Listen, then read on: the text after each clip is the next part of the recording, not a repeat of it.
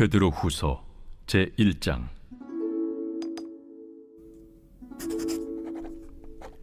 예수 그리스도의 종이며 사도인 시몬 베드로는 우리 하나님과 구주 예수 그리스도의 의를 힘입어 동일하게 보배로운 믿음을 우리와 함께 받은 자들에게 편지하노니, 하나님과 우리 주 예수를 알므로 은혜와 평강이 너희에게 더욱 많을지어다.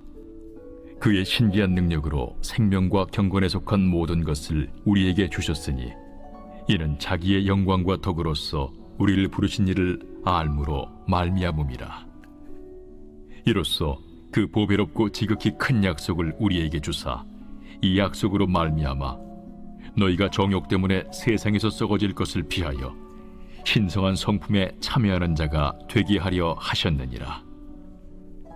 그러므로 너희가 더욱 힘써 너희 믿음의 덕을, 덕의 지식을, 지식의 절제를, 절제의 인내를, 인내의 경건을, 경건의 형제 우애를, 형제 우애의 사랑을 더하라. 이런 것이 너희에게 있어 흡족한즉 너희로 우리 주 예수 그리스도를 알기에 게으르지 않고 열매 없는 자가 되지 않게 하려니와, 이런 것이 없는 자는 맹인이라 멀리 보지 못하고 그의 옛 죄가 깨끗하게 된 것을 잊었느니라. 그러므로 형제들아, 더욱 힘써 너희 부르심과 택하심을 굳게 하라. 너희가 이것을 행한즉 언제든지 실족하지 아니하리라. 이같이 하면 우리 주 곧 구주 예수 그리스도의 영원한 나라에 들어감을 넉넉히 너희에게 주시리라.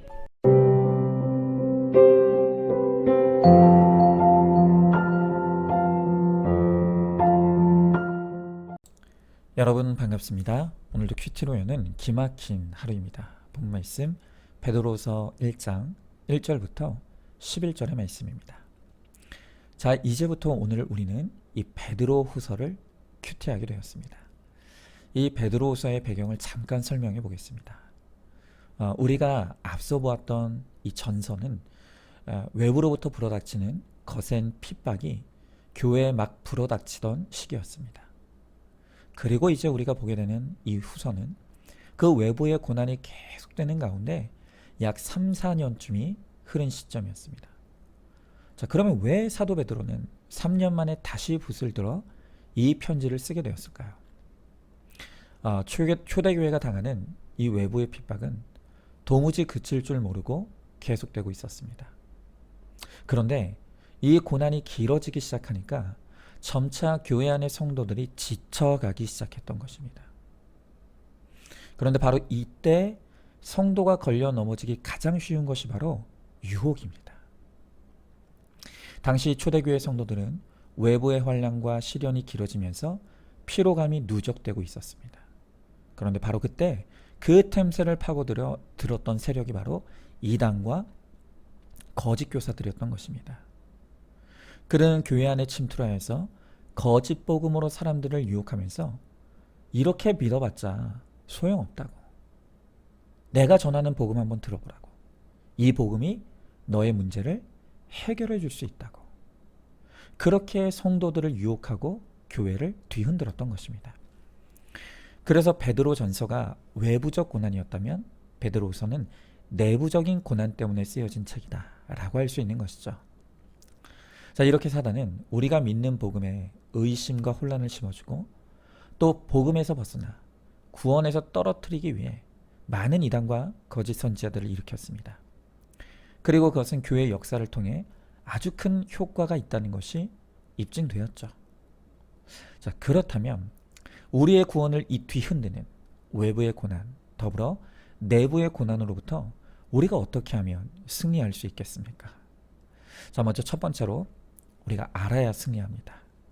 자, 오늘 1절의 말씀에 우리 하나님과 구주 예수 그리스도의 의를 힘입어 동일하게 보배로운 믿음을 우리와 함께 받은 자들에게 편지하노니 그랬습니다.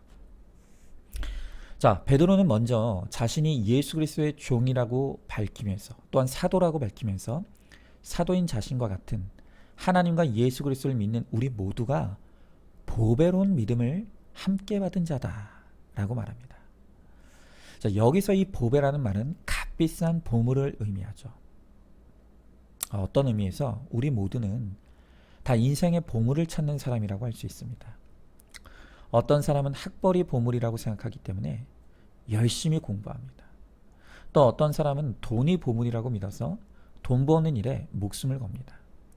또 어떤 사람은 권력이 보물이라고 생각하기 때문에 또한 그것을 얻기 위해 안간힘을 쓰죠. 여러분, 그러나 우리는 이 세상 그 어떤 보물보다 비교할 수 없을 만큼 값진 보물이 바로 믿음이라는 것을 압니다. 여러분, 이 세상의 그 어떤 값비싼 보물도 죄와 죽음의 문제를 해결해 줄 수 없죠. 또한 아무리 많은 돈과 권력이 있어도 그것이 천국 문을 열어줄 수는 없습니다. 그러나 믿음이면 죄와 죽음의 저주로부터 해방되고 천국 문이 활짝 열립니다. 여러분, 우리가 가진 이 믿음이 이렇게 보배로운 것입니다. 그런데 이 보배로운 믿음을 우리가 어떻게 소유할 수 있습니까? 바울은 그 비결을 로마서 10장 17절에서 이렇게 가르쳐 줍니다. 그러므로 믿음은 들음에서 나며 들음은 그리스도의 말씀으로 말미암느니라. 여러분, 그렇습니다. 하나님의 말씀 안에 보배로운 믿음이 있습니다. 그래서 큐티라는 것은 이 믿음의 보물을 캐내는 작업이라고 할 수 있는 것이죠. 그래서 이 큐티로 매일 하나님의 말씀을 읽고 듣고 지키는 것이 내가 보배로운 믿음을 소유한 보배로운 인생이 되는 비결인 것입니다. 여러분은 매일 아침 일어나서 가장 먼저 하는 것이 무엇입니까? 큐티하고 계시죠? 만약 여전히 아침에 일어나 핸드폰을 켜고 TV를 켠다면 우리는 세상으로부터 쏟아져 들어오는 그 문제에 파묻혀서 문제 인생을 벗어날 수가 없습니다. 그러나 아침에 일어나 말씀을 펴고 큐티할 때 우리는 그 말씀을 통해 보배로운 인생이 될 수 있는 것입니다. 특별히 오늘 2절의 말씀에 보니까 하나님과 우리 주 예수를 알므로 은혜와 평강이 너희에게 더욱 많을지어다 그랬습니다. 여러분, 우리가 매일마다 쏟아지는 그 문제 가운데서도 말씀 앞으로 가서 말씀의 해석을 받으면 우리는 어떤 문제 가운데서도 누구도 흔들 수 없는 은혜와 평강을 더욱 많이 누릴 수 있게 되는 것입니다. 여러분, 돈으로 교회는 살 수 있지만 은혜를 살 수는 없습니다. 돈으로 좋은 집을 살 수는 있겠지만 돈으로 평강을 살 수는 없습니다. 오직 말씀으로 하나님과 우리 주 예수님이 나를 향한 거룩한 뜻을 알 때만 우리가 보배롭고 은혜로운 평강을 누릴 수가 있는 것입니다. 그러므로 그 어떤 거센 핍박과 유혹이 있다 하더라도 오늘도 보배로운 말씀을 펴고 보배로운 믿음을 소유할 수 있게 되길 바랍니다. 그러면 보배로운 은혜와 평강을 누리는 보배로운 인생이 될 것입니다. 자, 한번 질문해 봅니다. 내가 생각하는 가장 보배로운 보물이 무엇입니까? 말씀 안에 보배로운 믿음을 얻는 비결이 있음을 알고 있습니까? 매일 큐티로 보배로운 믿음을 소유한 보배로운 인생이 되기를 힘쓰시기 바랍니다. 자, 두 번째로 우리는 더욱 힘써야 승리할 수 있습니다.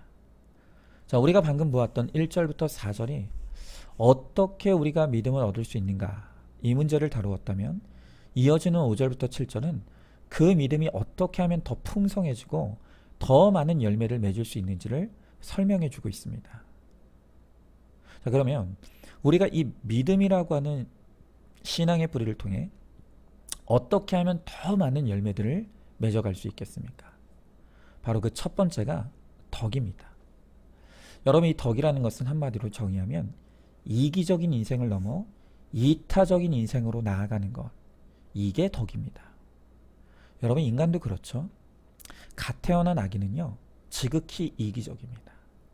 오로지 자기의 필요밖에는 모르죠. 그래서 부모가 힘들건 말건 자기가 배고프면 낮이나 저녁이나 새벽이나 할 것 없이 울어대면서 젖을 찾습니다. 여러분, 그러나 이제 우리가 자라고 힘이 생기면 나도 내 부모님이 그랬듯이 누군가를 돌보고 책임지는 이타적인 인생으로 나아갈 수 있게 되는 것입니다. 우리의 영적 생명도 마찬가지입니다. 우리의 신앙이 어린아이의 수준일 때는 수많은 사람들이 나의 구원을 위해 돕고 섬겨주었습니다. 그러나 늘 여기에만 머물러 있는 것은 정말 어린아이의 이기적이고 병든 신앙이라고 할 수 있습니다. 이제 그 관심과 사랑을 통해 내 믿음이 자라고 성숙했다면 이제는 나도 다른 사람의 구원에 관심을 가져야 합니다. 그리고 또 다른 사람의 구원을 위해 나도 사랑의 수고와 섬김을 이룰 수 있어야 합니다. 이렇게 나의 구원을 넘어 다른 사람의 구원에 관심을 가지고 구체적인 수고와 섬김을 이루는 것, 이것이 바로 덕입니다. 자, 그런데 다른 사람의 구원을 돕고 섬기기 위해 필요한 것이 바로 지식이죠. 내가 아는 만큼 내가 거룩해지고 또 내가 아는 만큼 다른 사람의 구원도 돕고 섬길 수 있는 것입니다. 저에게 이 처음 구속사의 말씀이 찾아왔을 때 저는 저 자신도 도대체 이 구속사가 무엇인지를 도무지 알 수가 없고 헷갈렸습니다.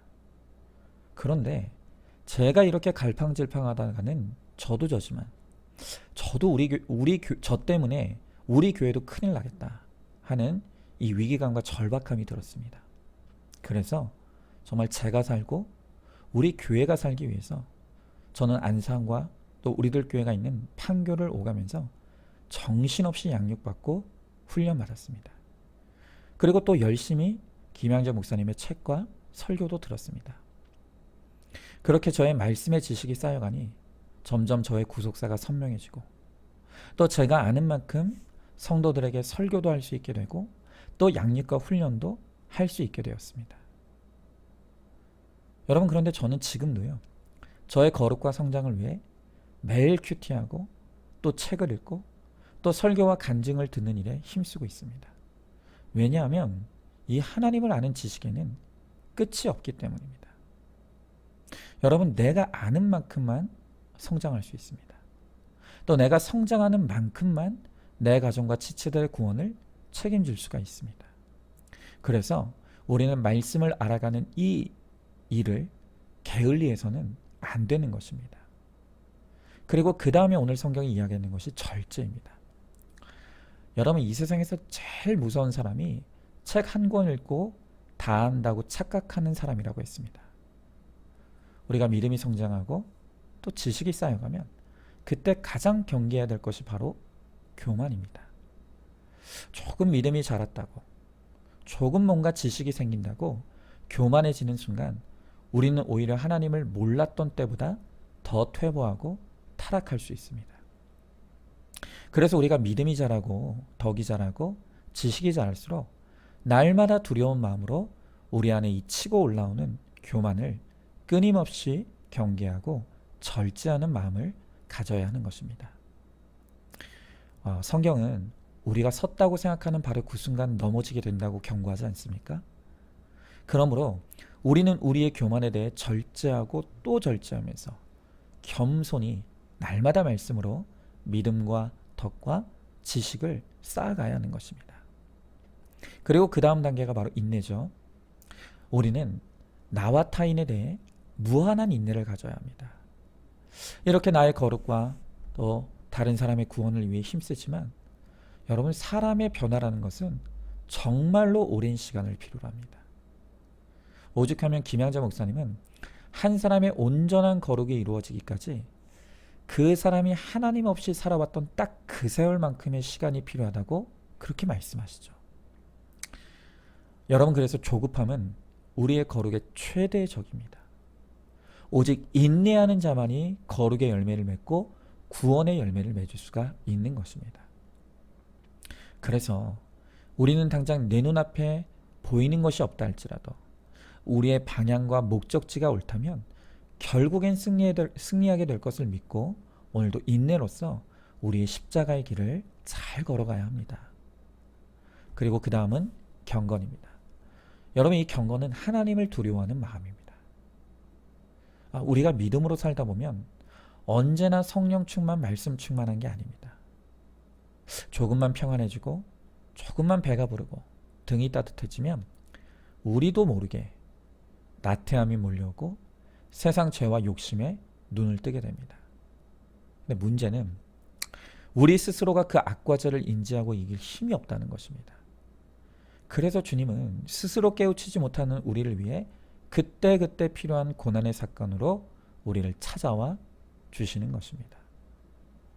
여러분, 이 경건, 하나님을 두려워하는 마음은 이 내 죄의 결론으로 찾아온 하나님의 심판의 사건을 통해 통과해야 회복이 됩니다. 그래서 우리는 비록 두렵지만 우리 인생의 나의 거룩을 위해 반드시 고난이 있어야 된다는 것을 알아야 합니다. 그리고 믿음으로 잘 준비해야 해서 막상 그 고난이 찾아왔을 때 즉시 하나님 앞에 내 죄를 회개하고 경건을 회복해야 합니다. 그러면 고난을 감해 주시는 은혜도 허락해 주실 수 있는 것입니다. 그리고 이제 마지막으로 형제 우애와 형제 사랑을 이야기합니다. 여러분, 우리 믿음의 열매가 가장 풍성하게 맺어져야 될 곳이 바로 우리 가정이죠. 그리고 그 가운데서도 우리가 가장 우애하고 사랑해야 될 대상이 바로 나의 배우자입니다. 가정의 목적은 거룩과 구원입니다. 그리고 그 거룩과 구원을 위해 반드시 맺어야 될 열매가 바로 사랑이죠. 특별히 지난 베드로전서 3장에서 사도 베드로는 부부가 서로를 어떻게 사랑해야 되는지를 가르치면서 아내를 향해서는 말씀에 순종하지 않는 남편이라도 그 남편의 순종함으로 사랑하라 라는 말씀을 들었습니다. 또한 남편에 향해서는 아내를 더 연약한 그릇으로 여기며 사랑하라고 했습니다. 자, 여러분, 그런데 어떻습니까? 우리는 나보다 못한 남편을 순종하는 것도, 또 나보다 약한 아내를 무시하지 않고 사랑하는 것도 우리의 힘으로는 도저히 할 수가 없습니다. 우리는 그런 사랑을 할 수도 지을 수도 만들 수도 없는 존재입니다. 여러분, 그러므로 우리가 하나님 앞에 해야 될 것은 내가 사랑이 없다는 것을 인정하고 회개하는 것입니다.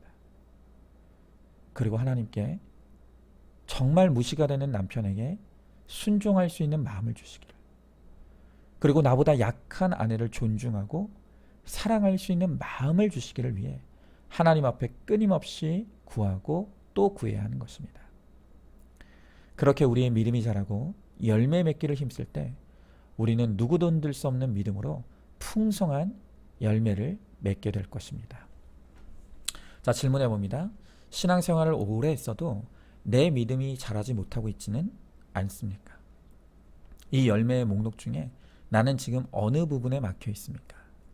다시 힘을 내어 믿음의 성장과 성숙을 이루는 일에 힘쓰시기 바랍니다. 자, 마지막 세 번째로 결국엔 내가 바로 서야 승리할 수 있습니다. 자, 사도 베드로는 9절에서 이렇게 우리가 믿음으로 성장하지 못하면 마치 맹인과 같이 온전한 믿음의 삶을 살 수 없다고 말합니다. 그러면서 10절에 그러므로 형제들아 더욱 힘써 너희 부르심과 택하심을 굳게 하라. 너희가 이것을 행한즉 언제든지 실족하지 아니하리라 그럽니다. 여러분, 지금 사도 베드로가 강조하는 것이 무엇입니까? 지금 이 초대교회는 외부의 거센 공격이 있고 또 내부의 공격까지도 불어닥쳤습니다. 그러나 내가 믿음으로 바로 서 있으면 이 모든 것들은 아무 문제가 되지 않는다 라는 것이 이 베드로의 결론입니다. 내가 믿음으로 서 있지 못하면 아무 고난이 없어도 내 스스로 무너져 내립니다. 하지만 내 믿음이 굳건하고 견고하면 어떤 고난이 와도 견딜 수 있고 오히려 그 고난이 나를 더 단단하게 하고 성장시키는 결과를 맺을 수 있다는 것입니다. 여러분, 그러므로 결국 모든 문제는 바로 나에게 있는 것을 알아야 합니다. 날마다 말씀으로 나의 악한 것과 약한 것을 분별하고 회개로서 가지치기에 나갈 때 우리는 누구도 흔들 수 없는 견고한 믿음으로 승리할 수 있는 것입니다. 여러분, 우리는 매일마다 눈을 뜨는 순간부터 눈앞에 펼쳐지는 외부의 문제와 내부의 사건을 만납니다. 문제없는 인생이 하나도 없습니다. 다만 문제 앞에서 그 문제를 바라보느냐 아니면 말씀을 펴서 하나님을 바라보느냐가 승리와 패배를 가르는 결정적인 차이인 것입니다. 문제는 문제가 아니라 바로 나 자신입니다. 날마다 말씀으로 문제 인생인 나를 인정하고 하나님의 은혜를 구함으로 넉넉히 이기게 하시는 하나님의 은혜를 누리실 수 있기를 바랍니다. 자, 한번 질문해 봅니다. 문제 앞에서 나는 문제를 보고 있습니까? 말씀을 보고 있습니까? 승리와 패배는 내가 아닌 하나님께 달려 있다는 것을 알고 있습니까? 말씀으로 내가 문제 인생인 것을 회개하고 하나님의 은혜를 구함으로 승리를 얻으시기 바랍니다. 자, 오늘도 6월 24일 보석상자입니다. 하루를 인내하기 위해 말씀을 보고 또 하루를 인내하기 위해 말씀을 묵상하면서 영적 내공이 쌓이고 혈기와 감정들이 잦아듭니다. 아멘. 우리 함께 기도하겠습니다. 하나님, 오늘 우리의 인생에 끝이 없는 날마다 계속되는 외부와 내부의 전쟁들이 있습니다. 고난과 문제와 사건들이 있습니다.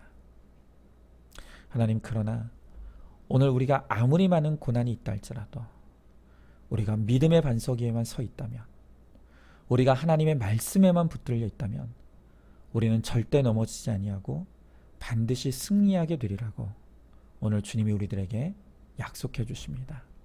주님, 우리의 힘으로는 도저히 이 고난을 견딜 수가 없습니다. 도저히 이 하루를 살아낼 힘이 없습니다. 그러나 바로 그렇기 때문에 우리가 더욱 주의 말씀 앞으로 가고 하나님의 은혜를 구하며 다만 주님이 주시는 그 하루의 은혜를 소망하오니 주님, 그 날마다 말씀을 통해 주어지는 은혜를 사모하게 하시고 또 그 은혜를 누리게 하셔서 결국에는 주님께서 주시는 그 승리를 받아 누리는 우리 모두가 될 수 있도록 우리 주님께서 함께하여 주시옵소서. 오늘도 말씀을 통해 나의 삶을 해석하게 하시고 더 많은 은혜와 평강을 허락해 주실 줄 믿사오며 사랑이 많으신 우리 예수님 이름 받들어 기도드리옵나이다. 아멘. 오늘도 큐티로 기막힌 하루를 살아내는 하늘가족 공동체 우리 모든 성도님 되시기를 주님의 이름으로 축복합니다.